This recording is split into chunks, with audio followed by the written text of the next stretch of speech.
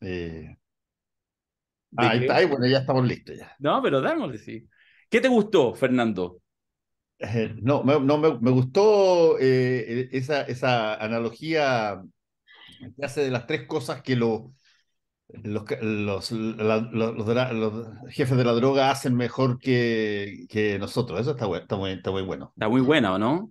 Claro, Sí, un rompesquema bueno. Oye, sí. en todo caso quiero decir que no sientan de que estoy tomando leche con plátano porque me quiero diferenciar de la marihuana absolutamente, ¿ah? No, que es rico en la mañana. Buenos días, Hola, buenos Fernando. días. Mira, tú Hola, sabes, Jorge. Gusto, yo soy qué un gusto saludarte. impertinente, Fernando ya lo sabe, y Jorge también, menos, pero también ya lo sabe. Y entonces yo me pongo a grabar cuando estamos en la mitad de la frase, porque estábamos hace 3 segundos antes que empezar a grabar, entró Jorge, recién nos vamos conociendo, y estábamos conversando con Fernando algo que vamos a volver pronto, que es una charla de las varias charlas que ha dado en su vida, muchas, y hay algunas que están además en la web que se pueden encontrar, unas charlas TED muy buenas, y una justamente que hacía Jorge Melguizo, que ahora lo presento, sobre las cosas que hay que aprender del narcotráfico, de los narcotraficantes, que es una Sí. cosa que inmediatamente uno dice, ¿qué? Y además el tipo, Jorge Melguizo, además es colombiano, pero no cualquier colombiano, de Medellín, con toda la carga histórica que eso trae. Bienvenido, querido Jorge. Bueno, muchas gracias, Darío, y mucho gusto, Fernando, hombre. Me Claro, encantó. claro. Claro. Dale. De Medellín, en todo caso, la primera referencia que yo tengo que salto no es la droga. Medellín, la primera referencia que tengo es, creo que uno de las ciudades con mayor transporte público civilizatorio que he visto en mi vida. Sí, sí, sí. Y a pesar de eso, como somos un valle estrecho, y algunos dicen que más que un valle estrecho, una cañada, el tráfico se ha vuelto muy complejo después de pandemia, Ajá, porque bueno. mucha gente compró auto para evitar el uso del transporte público, sobre todo el metro, que es bastante congestionado.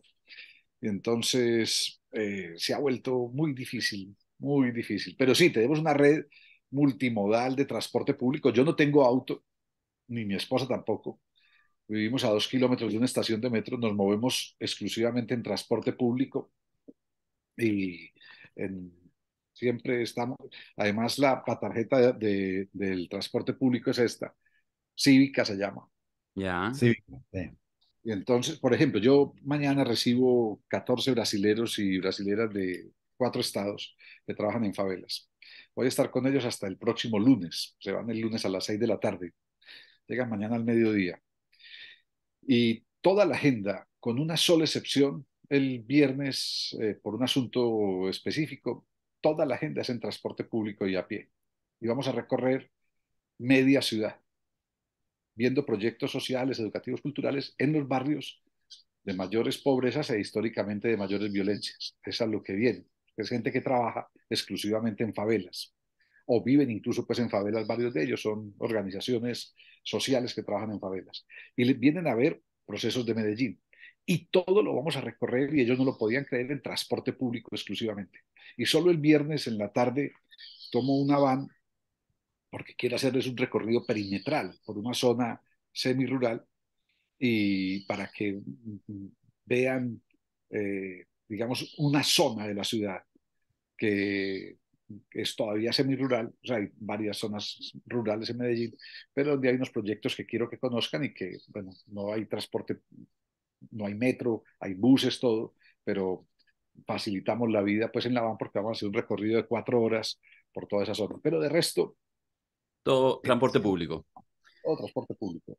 Quiero hacer ya la invitación para entrar en este diálogo. No sé, que nos ocupará 30 minutos, 40 minutos, lo que nos dé. Déjame contarle a los amigos de la Cosa Nostra que están viendo en este momento este podcast. Es un podcast extraordinario, especial, que sale de la coyuntura, o quizás no tanto, en realidad pensando en las preocupaciones angustiantes del tema de seguridad pública, que en Chile se tomó la agenda ya no solamente como de los temas más importantes, sino como el más importante, casi el único. Es una cosa bien impresionante lo que ha pasado en el último tiempo.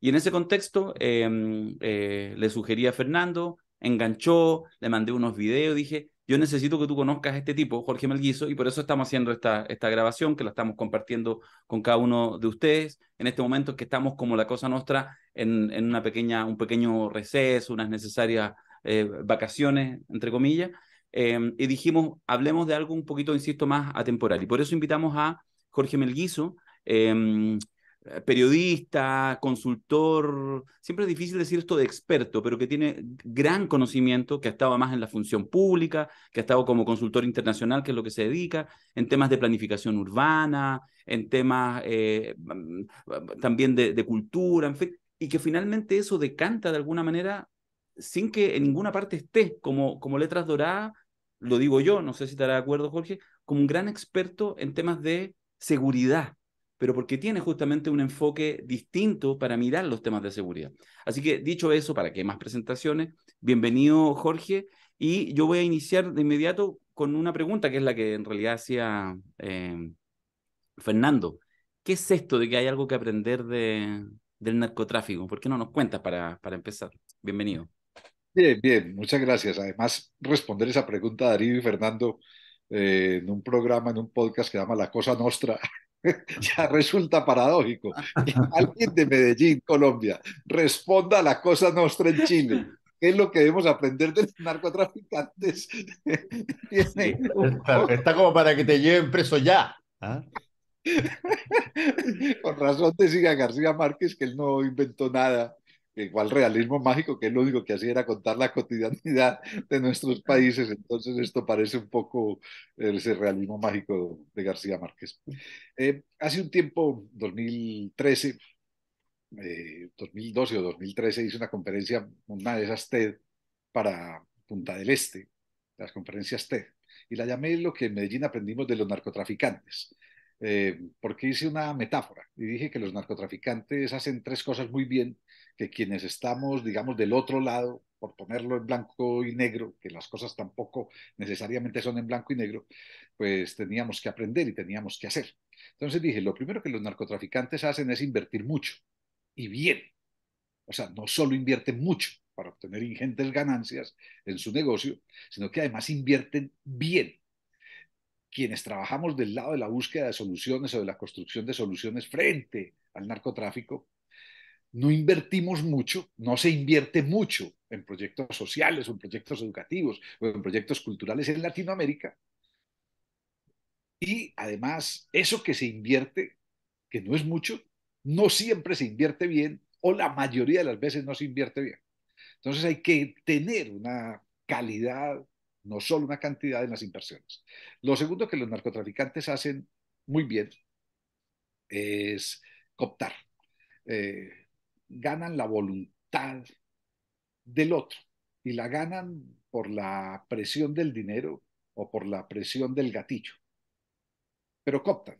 Entonces terminan cooptando, teniendo a su favor a comunidad, a unos sectores de la comunidad, a políticos, a jueces, a policías, a ejércitos, agentes de aduana, en fin, legisladores. Y nosotros necesitamos también, quienes estamos del lado, entre comillas, pues otra vez de las soluciones, necesitamos poder cooptar y cooptar desde la emoción, cooptar desde los argumentos, cooptar al otro, ganarnos la voluntad para que se tengan sentido en esta sociedad otro tipo de estrategias y otro tipo de soluciones.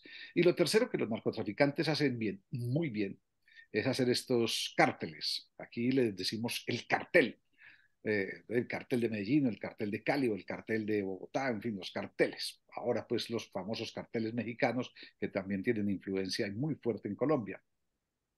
¿Los carteles qué es? ¿Qué son? Una distribución del trabajo donde cada uno hace un pedacito, pero todos trabajan en función colectiva. Hay alguien que cultiva, hay alguien que compra, hay alguien que procesa, hay alguien que transporta, hay alguien que lava el dinero, hay alguien que compra el político, hay alguien que mata, hay alguien que amenaza, hay alguien, o sea, pero todo es un colectivo. En cambio, quienes trabajamos desde el otro lado, trabajamos con una dispersión tremenda. El gobierno por un lado, los empresarios privados por otro, las organizaciones sociales por otro, las organizaciones comunitarias por otro, las universidades públicas por un lado, las universidades privadas por otro, una dispersión tremenda. O sea, tenemos que aprender a trabajar de esa manera colegiada, en esa cartelización de las soluciones o en esa cartelización de las políticas públicas.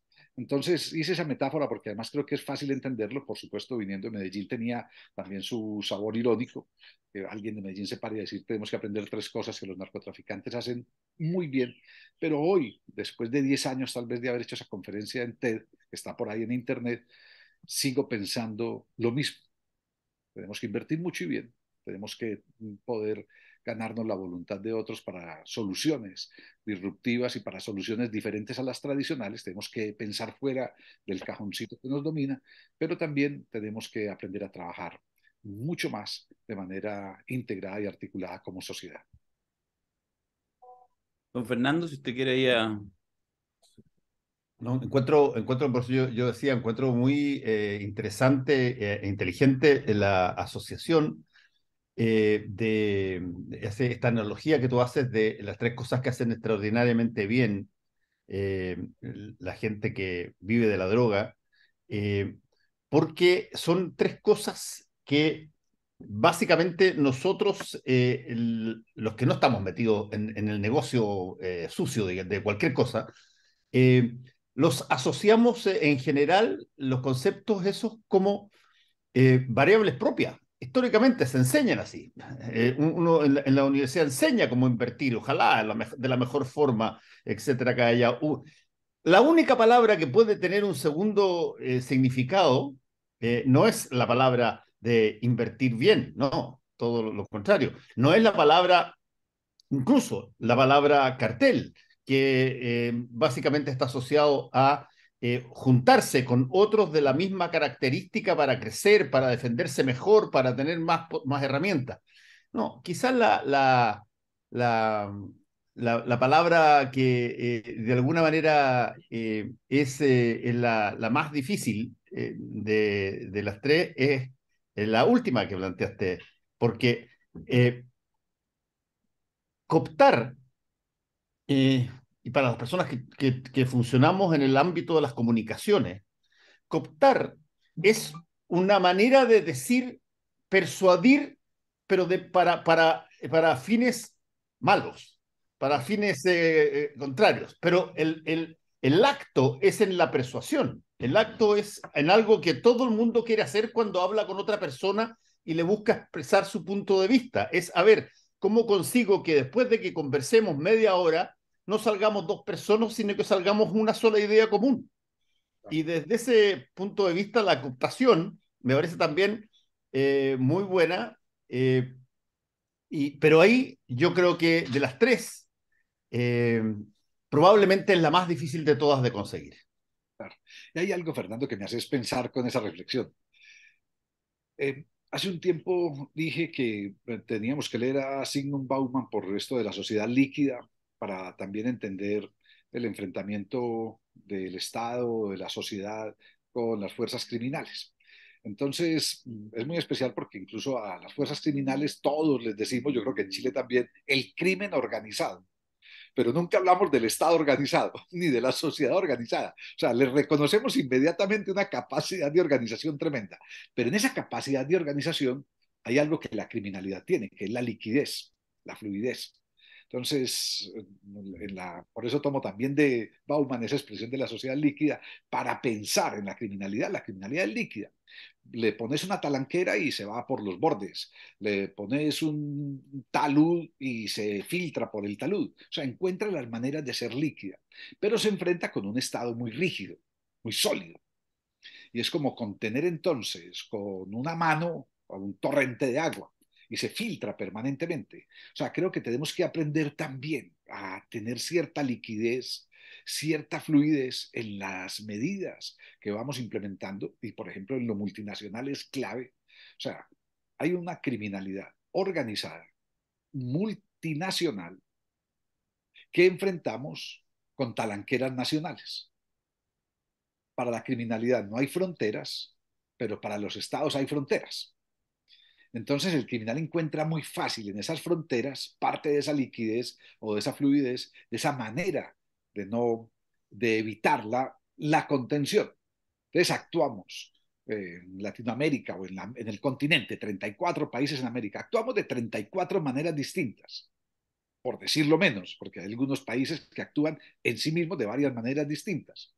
Pero la criminalidad, y en este caso lo vemos con la criminalidad del narcotráfico, actúa de una manera global y sin problemas. Pero hace 30 años, año 89, 30 y pico de años, un compañero, Alonso Salazar, que luego fue alcalde de Medellín y es un gran escritor, una de sus obras, tal vez la obra más famosa, es Pablo Escobar, El Patrón del Mal, que fue la que dio origen pues, a la serie esta de televisión. Inicialmente el libro se llama La Parábola de Pablo.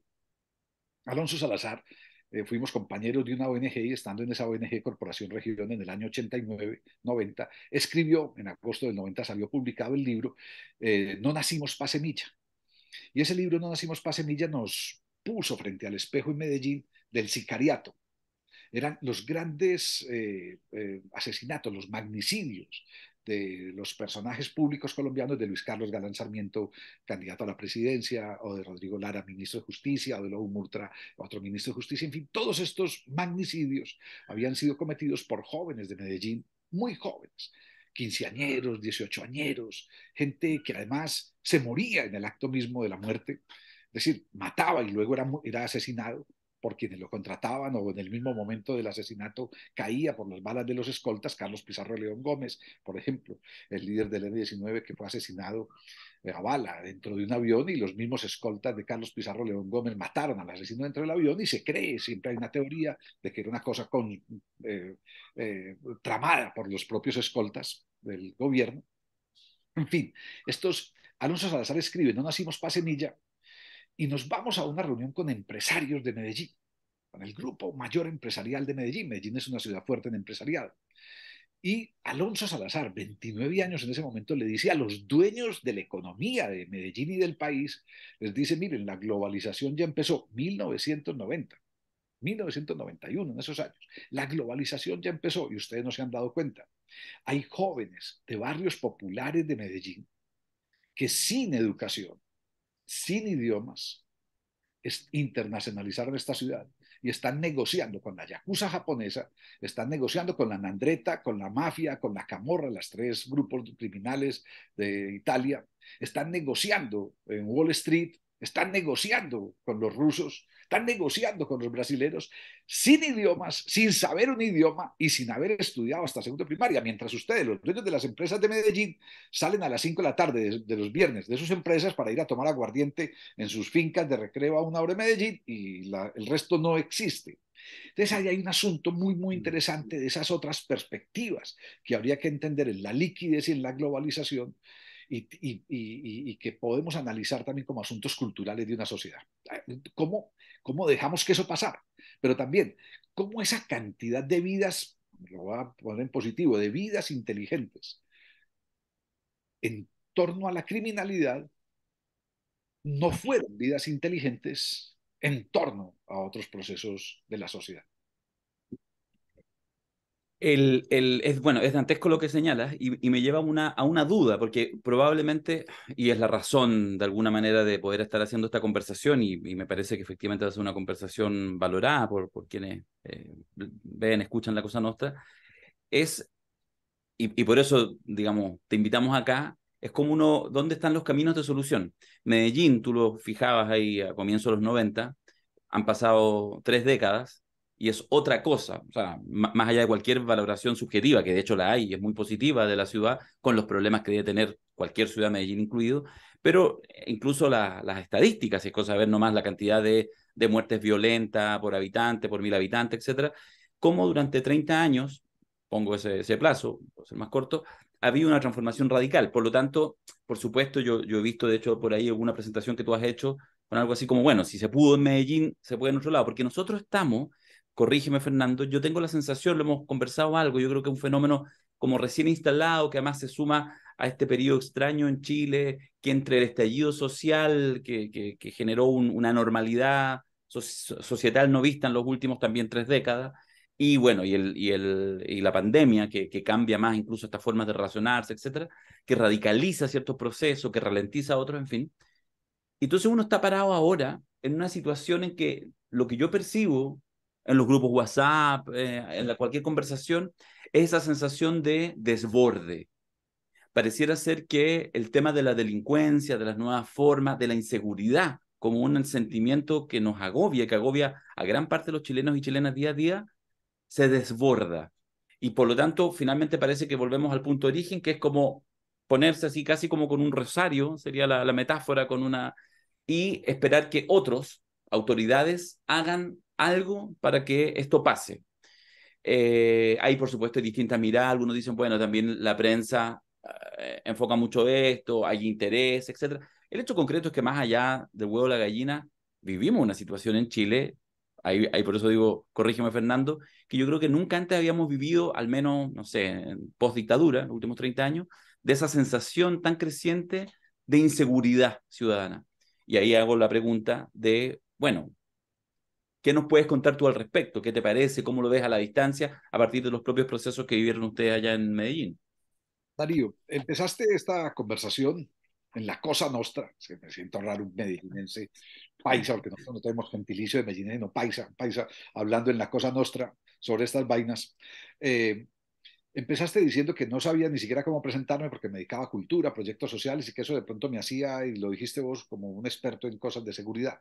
Realmente, yo llevo desde el 2010 andando por Latinoamérica, 18 países, ciento y pico de ciudades, invitado a hablar de gestión pública, de urbanismo social, de intervención en barrios de máxima pobreza, en favelas, en villas, en colonias, hablando de cultura, hablando de gestión cultural, en fin. Y diría que todo lo que yo hago desde el 2010 hasta hoy se debe a un solo hecho, que tiene que ver con seguridad, y es la disminución radical de la tasa de homicidios en Medellín. Es decir, si no fuera, yo me he puesto a pensar de qué depende mi vida hoy laboral, de mi vida profesional. Depende de esa cifra. Ha dependido de esa cifra. De haberle dado vuelta, como decís bien, en 30 años, a una cifra horrorosa.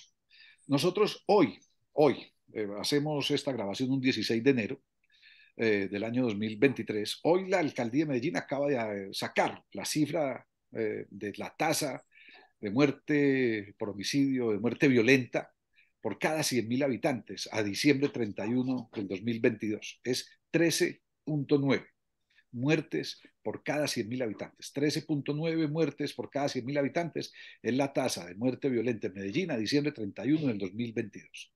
Es una tasa que luego lo puedo analizar, todavía es el doble de la media mundial, que es 6.5. Todavía, o sea, todavía tenemos el doble de muerte violenta en Medellín que el promedio mundial. Y tenemos, o sea, un país como Argentina, que está preocupadísimo también por la tasa de muerte violenta, pues tiene una tasa de 6.5.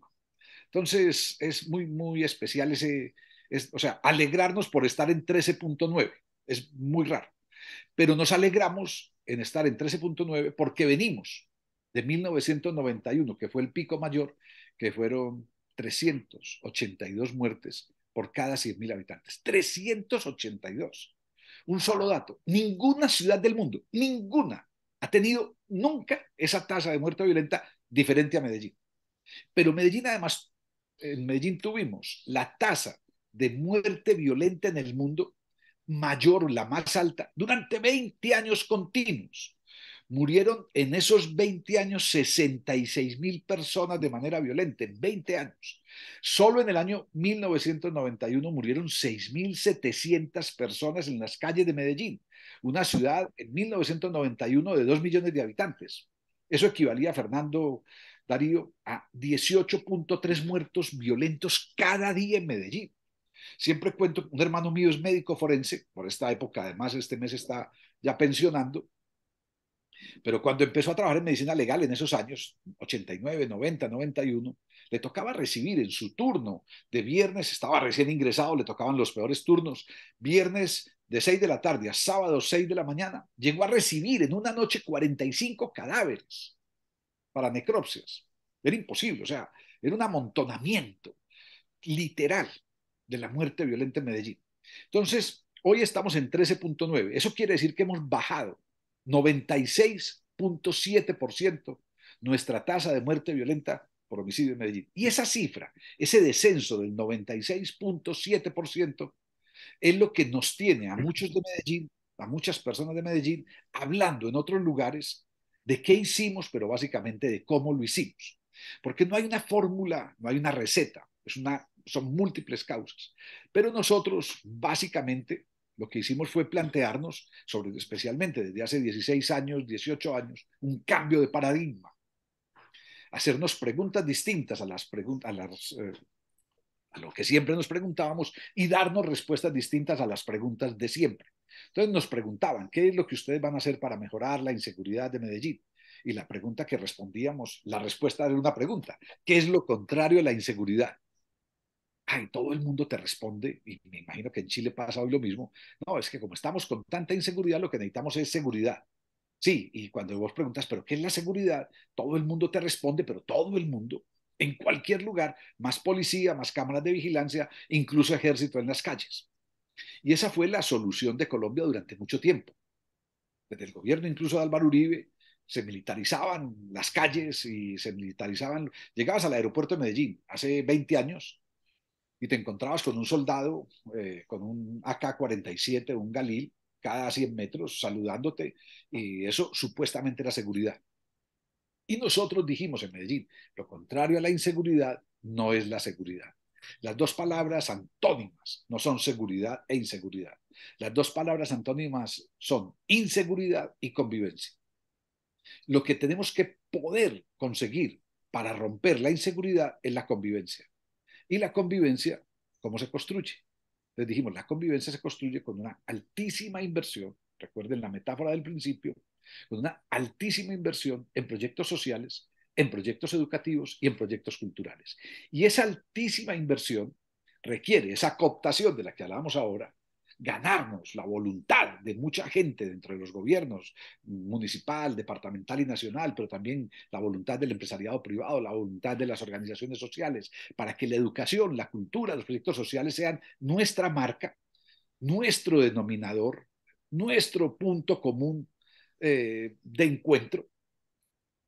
Pero además de esa inversión altísima en lo educativo, en lo cultural y en lo social, además de esa cooptación, el trabajar en las alianzas público-privadas comunitarias, en esa cartelización de las soluciones, fue lo que nos puso en otro nivel. Entonces hoy Medellín muestra, cierro la respuesta ahí, muestra en ese resultado de 96.7% menos de muerte violenta en los últimos 30 años, uno de sus logros. Y cuando se va a buscar en la arqueología por qué, qué ha pasado, en esas múltiples causas de lo que ha pasado, la causa principal es esa altísima inversión en lo que podríamos llamar la generación de oportunidades, el mejoramiento integral de la calidad de vida y la construcción de convivencia en toda la ciudad, con muy altas inversiones en proyectos educativos, en proyectos sociales y en proyectos culturales. Hay que invertir en policía, sí. Hay que mejorar las policías, sí. Hay que poner cámaras de vigilancia, sí. Todo eso hay que hacerlo, pero eso no es suficiente. Sí, fíjate que escuchándote se me ocurrió y yo he mencionado esto varias veces antes, así que hay mucha gente que lo va a haber repetido. Eh, que hay una cuarta cosa que hacen los carteles, la gente que trafica en drogas y que la ciudadanía no hace, y es que los carteles miran todo lo que sucede como su problema, como parte de su problema. No son, por ejemplo, como nosotros que fragmentamos y diferenciamos situaciones. Seguridad, carabineros, eso es parte de ellos, eso es parte de la policía, eso es parte de los militares.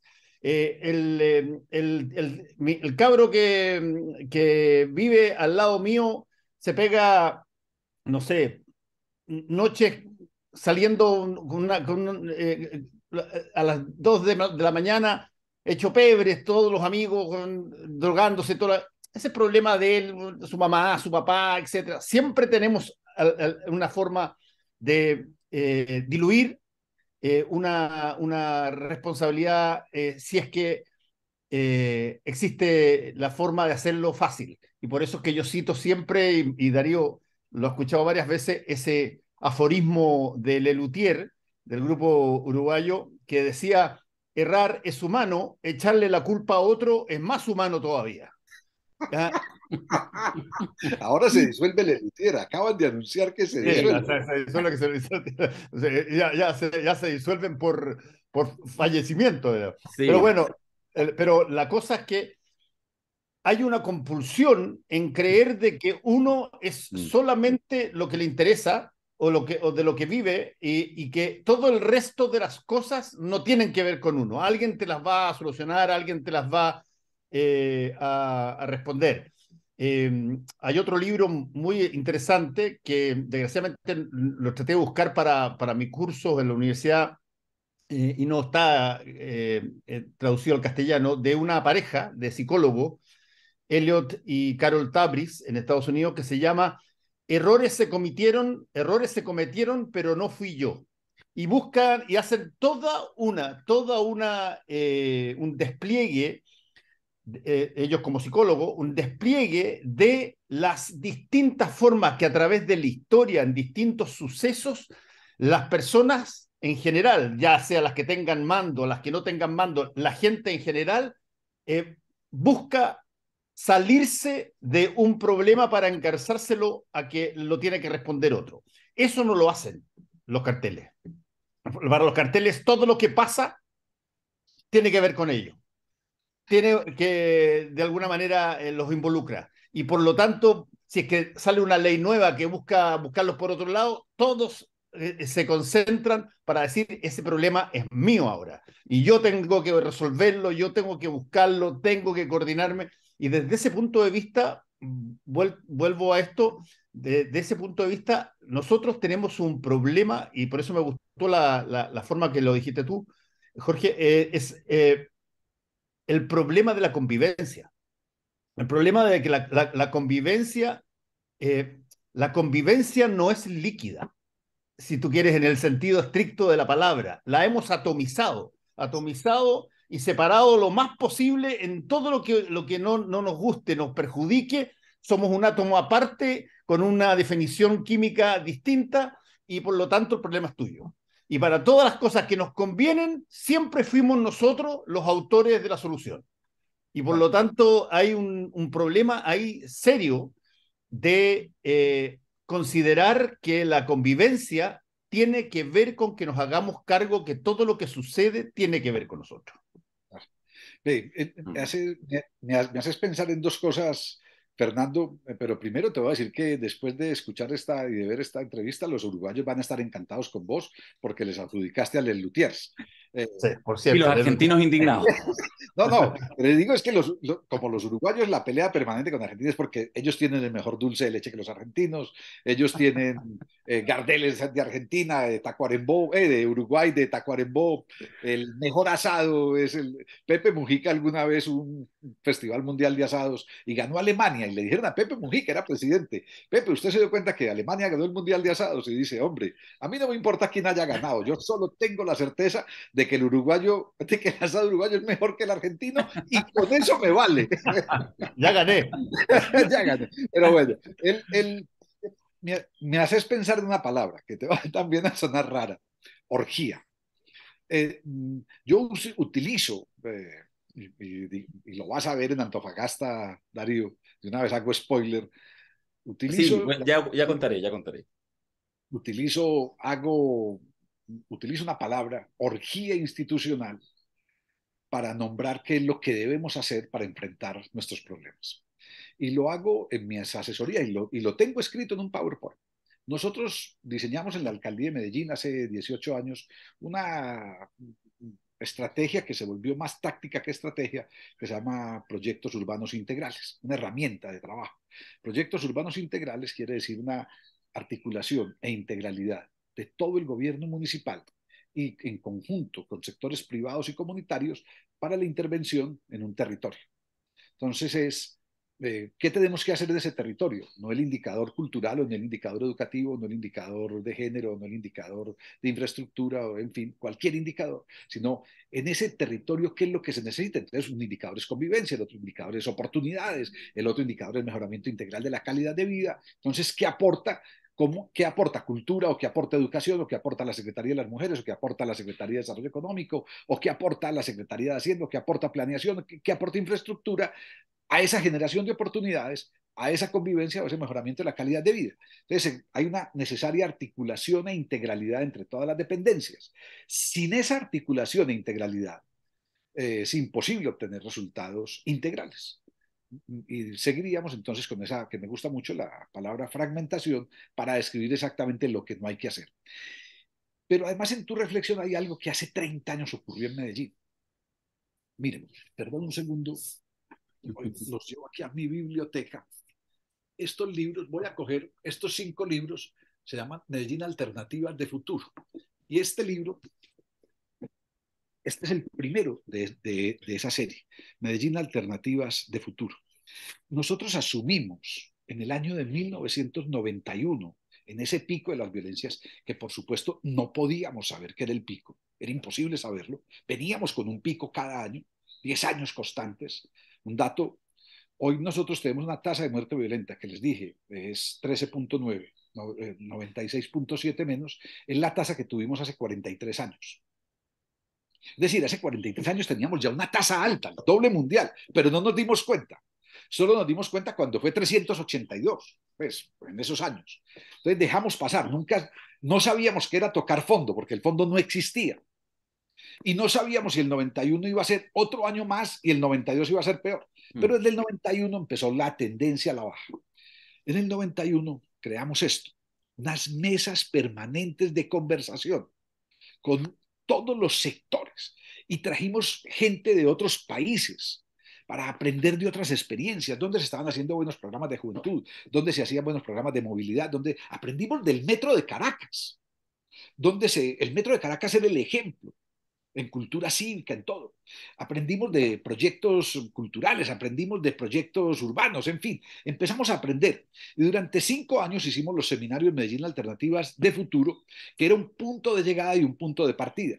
Pero en lo que dijiste ahora, me detonó ese recuerdo por una razón. Esto fue producto de asumir que todos en Medellín nos estábamos equivocando. Es decir, de asumir nuestros errores. Ese del error es humano, pero la culpa es de otro, que me encantó. Es más humano. Es más, eso. Errar es Errar es humano, humano, echarle la culpa a otro más humano todavía. es humano. Nosotros aquí asumimos que la culpa era nuestra, que estábamos fracasando gobierno municipal, gobierno departamental, gobierno nacional, que estaba fracasando. Yo trabajaba con ONGs, que estábamos fracasando en las ONGs, que nos creíamos los non plus ultras de los proyectos sociales y éramos fracasos. Entonces dijimos, hombre, los resultados de sociedad que tenemos, esa cifra de muerte violenta tan dura, esos 18.3 muertos diarios cada día, son el resultado de un fracaso colectivo. Por lo tanto, esto solo hay una manera de enfrentarlo, con un desafío colectivo. Y nos vamos a tener que sentar en la mesa, quienes pensamos distinto. Entonces alguien dijo, hombre, a pesar de las diferencias, no nos vamos a sentar a pesar de las diferencias, nos vamos a sentar a partir de las diferencias. No puede ser que entonces sigamos considerando que las diferencias son un problema para sentarme a hablar con otro, porque además si yo solo me siento a hablar con quien piensa como yo, con quien actúa como yo, con quien se viste como yo, con quien se peina como yo, pues eso se parece más a una iglesia que a una sociedad. Yo rechazo las iglesias. Son un asunto del albedrío de cada uno, pero a mí no me gustan las iglesias. No me gustan los guetos, no me gustan ningún tipo de iglesias. Ni siquiera las iglesias políticas, que algunas veces algunos partidos políticos se convierten en iglesias, como dice por ahí una frase, el que solo sigue un patrón de ideas, realmente lo que está haciendo es seguir las ideas del patrón. Entonces yo creo que hay la necesidad de asumir primero los fracasos colectivos. ¿En qué diablos nos estamos equivocando? ¿Qué no estamos haciendo bien cada uno de los niveles de la sociedad? por más que creamos que lo estamos haciendo bien. Y segundo, convertir esa certeza del fracaso colectivo en un desafío colectivo y sentarnos a construir y a mirar y a aprender de los demás, de las otras experiencias y a construir colectivamente nuevas soluciones. Medellín se convirtió durante muchos años en algo que tengo acá porque estoy escribiendo un documento y retomé esta semana, se convirtió en un laboratorio. Este libro, además, si lo buscan, Laboratorio Medellín, está disponible pues en PDF, Laboratorio Medellín. El Banco Interamericano de Desarrollo en el 2009 hizo su asamblea en Medellín y hizo un libro, o sea, durante un año investigó, puso un par de investigadores, uno de la Universidad de Georgetown y otro de Medellín, a que trabajaran Gerard Martin y Diego Corrales, a que trabajaran en un libro que diera cuenta como de los procesos de Medellín. Y lo llamaron Modelo Medellín. Y nosotros desde la alcaldía, yo estaba en ese momento en la alcaldía, les dijimos, no, no somos un modelo, somos un laboratorio, porque un laboratorio es lo más parecido a una fábrica de fracasos, con la diferencia de que en la fábrica de fracasos no se aprende, en un laboratorio se aprende de cada fracaso para producir otro fracaso distinto, no el mismo, al día siguiente. Entonces nosotros en esta ciudad experimentamos y seguimos experimentando muchas formas de fracasar, pero nos han llevado también a tener muchos resultados positivos, que son los que la gente de otros países, gestores públicos, gestores sociales, universidades, están viniendo a ver desde hace años. ¿Qué es lo que hemos hecho? Pero básicamente, ¿cómo lo hemos hecho? Fíjate que es súper interesante lo que estás diciendo, Jorge. Mira, me trajiste recuerdos al respecto. Eh, yo fui ya de viejo con mi familia el año 2007 a estudiar y sacar un posgrado en la Universidad de Harvard y te pedían que en la presentación para ser candidato a que te dejaran entrar, que desarrollaras una idea que te gustaría trabajar en la universidad. Y yo estaba trabajando entonces en una idea, Darío se va a reír, en una idea que a mí me asombraba y que me asombraba en términos, si tú quieres, comunicacionales, periodísticos, que era cómo no nos dábamos cuenta de que ciertas cosas eran recurrentes y que solamente las captábamos cuando esa recurrencia terminaba en una tragedia, en una brutalidad. Posteriormente lo vimos en la frase de un ex funcionario público que dijo, que acuñó la frase, no lo vimos venir cuando pasó lo del estallido social. Entonces yo entonces mandé a Harvard mi propuesta de tema a trabajar y le puse un nombre en inglés, News Pregnancy, embarazo noticioso. Yo decía, ¿cuándo una noticia empieza a gestarse? ¿Cuándo empieza a ser, empieza a dar señales de que algo ahí está pasando de una manera distinta a como debiera o que es otro fenómeno diferente al que hemos visto? Los periodistas, nosotros somos personas que, porque estamos muy dominados por básicamente el periodismo estadounidense en general, que es muy bueno, es extraordinario, pero tiene ciertas características específicas, prácticamente una muy importante en términos de lo que se llama hard news, o sea, las noticias duras de todos los días, es que casi todas esas noticias se toman como si pasaran por primera vez, como si es que no hubiese habido otras cosas, qué sé yo. Y yo decía, perdón, pero sí que hay la tasa más alta de choques en la esquina de una comuna pasa siempre en la misma esquina, ese no es un problema de los autos. Ahí hay algo que está pasando, algo que está ocurriendo y que nos está alertando y está prendiendo luces hace rato y que evidentemente no estamos viendo. Entonces, este fenómeno de cómo se crea, cómo se embaraza la noticia y empieza a crecer hasta que cuando ya estalla en términos mayúsculos, probablemente estás lejos de la noticia o incluso estás con incapacidades para poder enfrentarla. Ese concepto lo podríamos saber, lo podemos seguir. Yo creo que comunicacionalmente se puede establecer una situación que genere, mira, aquí estas 3 cosas o 4 cosas que han pasado en este último tiempo, todas tienen que ver con un mismo fenómeno. ¿Por qué no miramos ahí?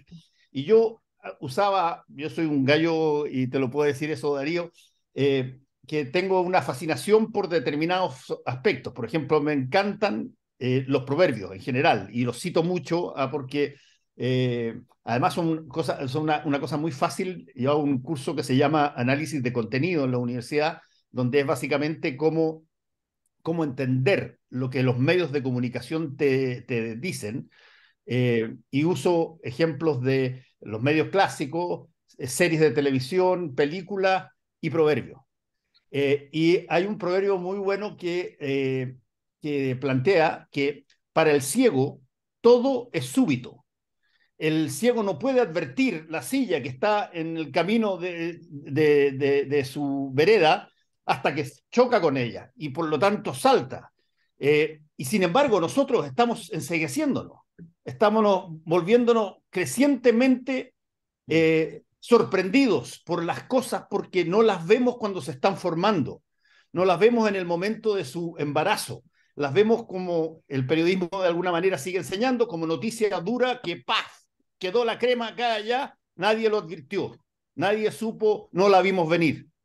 Y creo que desde ese punto de vista, eh, lo que tú decías, Jorge, en el sentido de el sentirse que lo que ocurre tiene la importancia de asociarlo a lo que nos pasa a nosotros, aunque no seamos nosotros los protagonistas del hecho, porque podríamos serlo, o porque eventualmente eso que pasó es una señal de algo que perfectamente podría pasarnos pasado mañana y peor, dentro de 2 años, cuando revertirlo sea imposible. Entonces, termino con esto, la, la, llamémoslo así, la maraña de formas de evidenciar aquello que ocurre tiene que estar asociado a que seamos una vez más, eh, nos convenzamos de que todo eso que ocurre está relacionado o puede estar relacionado con algo que nos influye a nosotros, si es que efectivamente ocurre la cantidad de veces hasta que sea muy difícil revertir las cosas. Pues mira, hay un gran empresario, el mayor líder del grupo empresarial de Medellín. Medellín fue la gran ciudad industrial del país, ya hoy no lo es. Nuestras grandes industrias metalmecánicas, textiles, en fin, se han ido de la ciudad por espacio. Esto es una ciudad, la tercera ciudad del mundo más densamente poblada, que es un dato que además solo supimos en pandemia, al analizar muchas cosas. Después de Dhaka y de otra en Bangladesh, la tercera ciudad del mundo más densamente poblada. Entonces aquí ya no cupo la industria, se fue para otros lugares o fuera del área metropolitana o incluso para otros departamentos del país. Pero Medellín fue la gran ciudad industrial y ha sido la ciudad del jalonamiento económico del país, muy fuerte. Y el grupo empresarial antioqueño, que así se llama el GEA, Grupo Empresarial Antioqueño, ha sido uno de los motores fuertes de la economía de este país. Varias de las multilatinas de Colombia tienen sede en Medellín, la gran cementera, la gran empresa de seguros, la gran compañía de alimentos, en fin. El mayor banco del país está en Medellín. Bueno, son estas grandes empresas. Este señor, Nicanor Restrepo Santa María, hace 2 días, 3 días, hablé con un argentino sobre él y fundaciones. Nicanor murió en el 2015. Este hombre, después de ser el presidente de ese grupo, ellos tienen un código de manejo empresarial y es que a los 60, 62 años máximo se retiran de la presidencia de las empresas y él se retiró a los 62 años, le ofrecieron ser candidato a la alcaldía de Medellín, a la gobernación de Antioquia, a la presidencia de la República y dijo que no.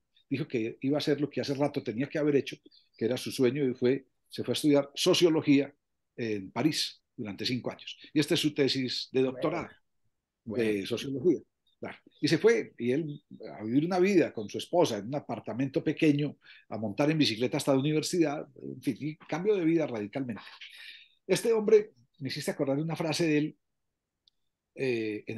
murió en el 2015, una frase de 2013, 2014, un par de años antes de morirse, dijo, la mejor inversión que hemos hecho en los últimos tiempos, los empresarios de Medellín, ha sido la inversión en proyectos públicos de educación y cultura, porque eso nos convirtió, eso puso a Medellín en la mira del mundo y nos convirtió en una ciudad más competitiva.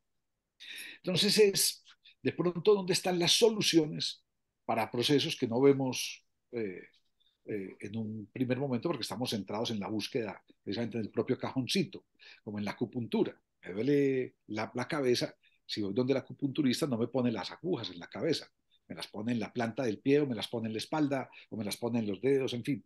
Buscamos la solución en otros lugares. Este hombre, gran empresario, las multilatinas más estaban a cargo de él, el líder del grupo empresarial, y dice, la mejor inversión que hemos hecho los empresarios de Medellín en los últimos años ha sido la inversión en proyectos públicos de educación y cultura. Entonces, también hay unas claves para nuestras sociedades. Y eso, y hoy, esas inversiones públicas para educación y cultura son las que tienen, digamos, en muchos lugares los efectos tremendos de transformación de sociedad. Son los nuevos referentes. Los espacios educativos y culturales de Medellín son los nuevos referentes urbanos. Hay incluso algo, hasta hace 18 años, si vos buscabas postales de Medellín o buscabas imágenes de Medellín, aparecía siempre, los referentes eran edificios privados.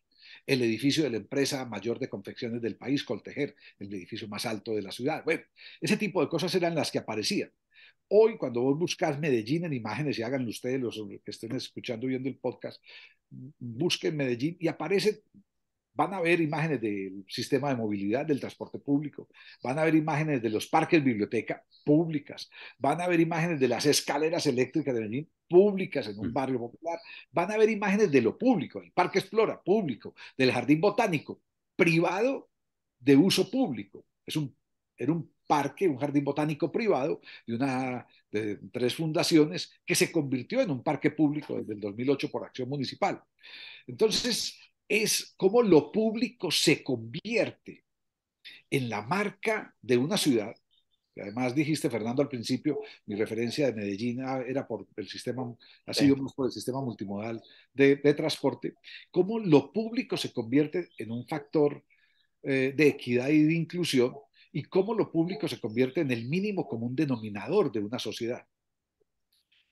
Medellín sigue siendo una ciudad con muchísima pobreza, sigue siendo una ciudad con muchísima inequidad, sigue siendo una ciudad con violencias y con presencia de bandas de criminales en muchos lugares de la ciudad, y ya hoy incluso muchos de estas bandas criminales, en esa liquidez que manejan, en esa fluidez, ya no manejan el negocio del narcotráfico, sino que se dedican a extorsionar a los vendedores de arepas o a los vendedores de huevos o al transporte, en fin. O sea, van mutando también.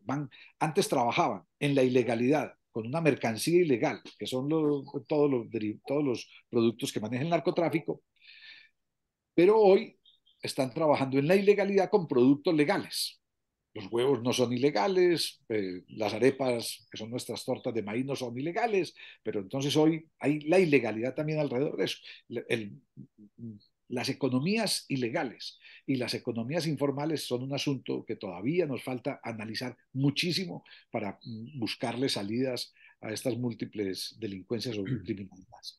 Entonces sí, o sea, hay que buscar en esas otras, en esos otros horizontes, en esos otros lados, las respuestas a cosas que no tenemos hoy. Y me gusta mucho eso de para el ciego todo es súbito, porque yo creo que nos sigue pasando. Nosotros hoy tenemos un pésimo alcalde en Medellín, pésimo. Un alcalde que además tiene ya, solo en este principio de año, por fin la Procuraduría General de la Nación anuncia 4 investigaciones contra él, tiene más de 23 denuncias penales, es un pésimo alcalde. Y para mucha gente es como si esto fuera súbito, como si cada nuevo descubrimiento fuera súbito, cuando realmente lo que hay detrás de este alcalde es una gran trama de partidos políticos tradicionales, de los partidos conservadores, liberales, de la criminalidad organizada en torno a esos partidos políticos para cooptar, ellos sí, el dinero público para beneficio privado, y obedece a una gran estrategia. Lo que pasa es que para nosotros, que no vislumbramos y que no tenemos la capacidad de ver cuál es esa gran estrategia, parece que todo es súbito y que eso va apareciendo cada día una noticia por sorpresa. Pero esta frase, este proverbio lo usaré en una reunión que tengo hoy a las 6 de la tarde con un grupo de gente que estamos pensando también en las elecciones municipales de este año, porque nos aclara muchas de las cosas que tenemos que construir. Quiero decir, ya para ir muy pronto cerrando, no abusar más del tiempo de Jorge, lo dijo por ahí, nos vemos en Antofagasta. Bueno, sí, porque efectivamente en un sueño de varios, Jorge Melguizo y otras experiencias internacionales de Brasil, de Uruguay, de México, van a estar en un encuentro que se va a realizar en marzo en el norte de Chile, específicamente en la ciudad de Antofagasta, en la Universidad Católica del Norte. Se va a realizar un encuentro. Creo que el nombre es Encuentro Ciudadano Regional, 22 y 23 de marzo, donde dirigentes sociales, vecinales, comunitarios van a ir y van a participar durante 2 días de un encuentro donde, de la mano de, como facilitador, digamos, como coordinador principal de esto, de Jorge Melguizo, con, insisto, otros invitados, conocer experiencias. Fíjate que acá, y Fernando lo tiene súper claro, lo hemos conversado, en Chile de verdad que cuesta, o sea, la cordillera es impresionante, debemos ser uno de los países de la región que menos mira hacia afuera, incluso uno lo ve hasta con los temas internacionales. Tanto es así, Siempre he tenido esa misma sensación, Darío, sí, alguna vez te la conté. Las cordilleras a ustedes los separan física y sí. literalmente de todo el mundo. Tú sabes que Fernando Paulsen, que además, y lo digo bien en serio, más allá que pueda sonar chiste, tiene ciertos apostolados, y uno de sus apostolados es justamente tratar, pero así con una picota, de romper este encapsulamiento. Y por eso él, que, bueno, en fin, si no el más, uno de los más periodistas más reputados en Chile, va siempre en todos los programas, lo cambian de canal, se va aquí y allá, siempre va con un comentario internacional de gran nivel, que es el que fundamentalmente hace Raúl Sor, un analista brillante que tenemos en Chile, y que de verdad es, o sea, la cantidad de tiempo que le dedica en sus programas, Fernando, a tratar cosas que pasan, más allá de la cordillera, porque parece que hay un mundo que es interesante ver en sus problemáticas y en sus solucionáticas. Eso de verdad que es una golondrina que todavía no ha podido hacer verano en Chile. Bueno, lo digo porque justamente este encuentro que lo organiza la ONG La Casona, que está financiado en fin, por el gobierno regional, por el Consejo Regional, el CORE, eh, hace una cosa que es bien interesante, me gusta. Yo adopté el norte en Calama, en realidad, adopté el norte como mi lugar, como mi región, la segunda región de Antofagasta, que es interesante porque en realidad desde la región se traen, llamémoslo expertos, experiencias. Entonces, lo natural cuando uno está en regiones es que va a buscar entonces al centro, es decir, a Santiago, a la región metropolitana. Y este es un encuentro que tiene solo experiencias internacionales. Es decir, se puede desde la provincia saltarse el centro del país, este centralismo asfixiante que vivimos en Chile, y ir a buscar experiencias, porque sí, si las de Chile también las podemos ver, hay cosas muy interesantes, seguro, pero ir a buscar experiencias internacionales. Y ese ejercicio de la provincia, de saltarse Santiago, ¿eh? Directamente desde el aeropuerto Andrés Sabela, Antofagasta, ir, qué sé yo, a buscar Iztapalapa, a Iztapalapa, a México. Iztapalapa en México, etcétera. Y eso va a estar el 22 y 23 de marzo. Así que le invitamos a la gente también a que lo pueda buscar en la página de lacasona.org. No sé si es .org o .cl. Bueno, no importa. Lo buscan ahí, lo googlean, Encuentro Regional Ciudadano, y van a encontrar informaciones, porque además se va a hacer presencial, pero también se va a poder participar vía streaming. Es decir, cualquier chileno o chilena en cualquier parte que quiera participar de este encuentro lo va a poder seguir vía streaming y participar de las experiencias. Eh, Digo esto, aprovechamos de dar el aviso, nos parece importante. Yo termino por mi parte, no sé, Fernando, después con una última, no es pregunta, es reflexión problematizadora, porque estaba tratando de mirar recién mientras tú hablabas del porcentaje de muertes violentas como un indicador, no es el único, pero por supuesto es un indicador muy duro, muy, muy, muy terrible, y por lo tanto te asombra. Miraba la última estadística, que lo busqué rapidito, del 2020 en Chile, era de 4 punto algo, creo que 4,8, no alcanzaba a ser 5, del 2020. No sé cómo estará el 2021, no sé cómo estará el 2022, lo veré después con más detalle. Yo podría asegurar intuitivamente que el 2023, que estamos recién en las primeras semanas del año, seguramente el 2023 va a tener más muertes violentas que el 2022. Yo tengo la sensación que en Chile estamos en un proceso de aumento, porque estamos recién, yo creo, en la perplejidad de un fenómeno que no entendemos. El narcotráfico, nosotros siempre el tema del narcotráfico lo entendíamos en Chile hasta hace, ¿cuánto, Fernando? Hace 3, 5 años atrás, como esta idea, digamos, básicamente como de paso, decíamos de paso y financieramente. Veíamos que ahí había dos fenómenos, eso sí estaba en la discusión pública, especializada, no era un tema que le interesara al común de la gente. Y de pronto, o sea, amanecimos después de la pandemia y amanecimos con el tren de Aragua en el norte de Chile, con bandas de narcotraficantes, con conexiones incluso, no del todo claras, pero conexiones que empiezan a ser cada vez más evidentes, incluso en conflictos sociopolíticos, como es el conflicto con chileno-mapuche en el sur de Chile, y en todas partes, incluso en el tema, digamos, de la inmigración desatada en Chile en los últimos años, y en todas partes aparece la variable narcotráfico, la variable, y la variable también de nuevas formas. El motochorro era una palabra que no existía en Chile hace 3 años atrás. Y entonces yo tengo la sensación dantesca, por eso también nos sumamos a esta iniciativa y apoyamos este tipo de iniciativa, porque yo creo que vamos quizás en esa perplejidad, en esa ceguera, como metáfora que nos ofrecía Fernando. Tengo la sensación que vamos en un mal momento, para nada en un momento alto, por ejemplo, de la tasa de muertes violentas y otros indicadores, eh, independiente incluso de este encuentro que se puede hacer. Yo no sé cómo tú lo ves, cuál será la manera quizás de no esperar que lleguemos a esos picos tan altos y que podamos, sigo con la metáfora, abrir un poco los ojos, echarnos gotitas y empezar a mirar cómo la necesidad, digamos, de conectar unos y otros es el primer camino para poder buscar soluciones. Yo creo, Darío, que ahí lo básico es también entender que hay países y ciudades que hemos pasado ya por esas situaciones y que entonces empezar a mirar cómo se reaccionó y cómo no se reaccionó, o sea, los aprendizajes positivos y negativos de las experiencias pueden ser muy, muy interesantes. Precisamente en el encuentro de Antofagasta va a haber, o sea, voy, digamos, con un grupo de gente que asesoro o que ha asesorado, Gustavo Leal, el que fue director de Seguridad y Convivencia de Uruguay, un país muy similar en sus características de seguridad y convivencia a Chile, que también ha ido subiendo en su tasa de muerte violenta y en su criminalidad. Entonces, Gustavo Leal, sociólogo, que además es autor de un libro que publicó en el 2021 y lleva, solo en un año, lleva ya 7 ediciones, un libro sobre los sicarios uruguayos, que ahora parece que va a ser serie de Netflix, una cosa de estas, en fin.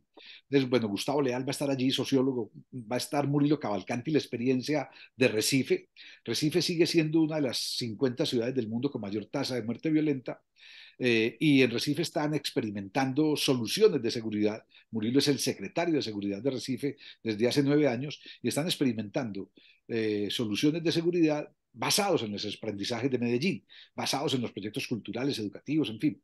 O la alcaldesa de Iztapalapa, en Ciudad de México, que también acompaño puntualmente desde hace unos 4 años, desde que empezó a ser alcaldesa, y se está trabajando con los dos estrategias muy, muy interesantes de unos caminos para mujeres y para comunidades libres y seguras y un trabajo de generación de espacios públicos, recreativos, deportivos, educativos, culturales, muy interesante en una ciudad de 2 millones de personas que hace parte de la Ciudad de México. Iztapalapa hace parte de lo que llamamos Ciudad de México, que son 16 ciudades comprendidas en ese concepto de Ciudad de México.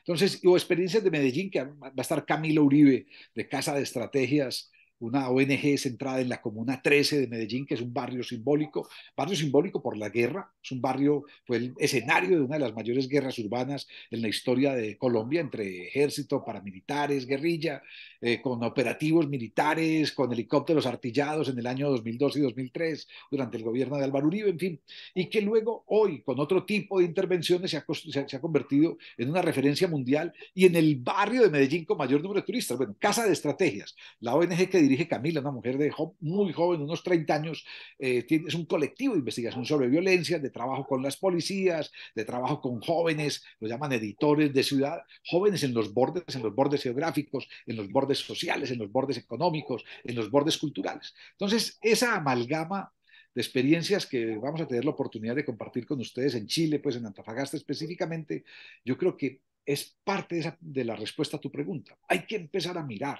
qué se ha hecho para no tener que recorrer el camino de 30 años nuestro, Mm. para no tener que llegar a los límites nuestros y empezar a buscar y empezar a generar múltiples diálogos ciudadanos desde muchas perspectivas, cambiando el chip también. Yo creo que el mostrar otro tipo de realidades te pasa como cuando uno va a un museo y ve que hay formas distintas de representar la realidad según qué tipo de pintor, y entonces ves algo que te deconstruye totalmente el cerebro, pero también el corazón, y vos decís, hombre, es posible hacerlo de otra manera, no sabíamos que era posible representar una figura de otra manera. Eh, yo creo que hay que buscar formas diferentes de construir soluciones a nuestros problemas de inseguridad en Latinoamérica, y parte de eso es lo que, digamos, pretenderemos hacer en Antofagasta, demostrar esas otras opciones, esas otras, no para mostrar, no para que Antofagasta o Chile hagan lo que hizo Medellín o lo que hace Recife No, o lo que hace Iztapalapa, en fin, pero sí puede servir como un mosaico, nosotros hemos aprendido eso, es hacer mosaicos, cojo una cosa de acá, aprendo uno de otro, creo que de eso se trata, aprender permanentemente de esas otras experiencias y darnos sobre todo a la tarea de conversar, de esto, de los diálogos múltiples de muchísimos sectores y de convertir la ciudad en un laboratorio de conversaciones argumentadas sobre problemas y sobre soluciones. Jorge, gracias. Muchas gracias. Qué interesante estuvo, ¿no, Fernando? Pues bueno, Sí, no, muy entretenido, muy bueno, entretenido. bueno. Ahí me dejaron como 4 libros para leer. Ya. Sí, vamos a ver que se venga con la maleta llena. Vamos a ver que. Sí. Además que en la pasada por Santiago, a ver si de repente hasta nos bajamos un vinito ahí en marzo con Paulsen y compañía. Gracias, Eh, Jorge, muchas que gracias. sea compromiso, que sea compromiso. Eso, un Eso, muchas placer gracias. y un abrazo entonces a todos los amigos de la Cosa Nostra. Espero que lo hayan disfrutado esta edición especial y extra programática. Hasta una próxima. Chao, chao. Chao. Ando Darío, Adiós. chavales. Adiós.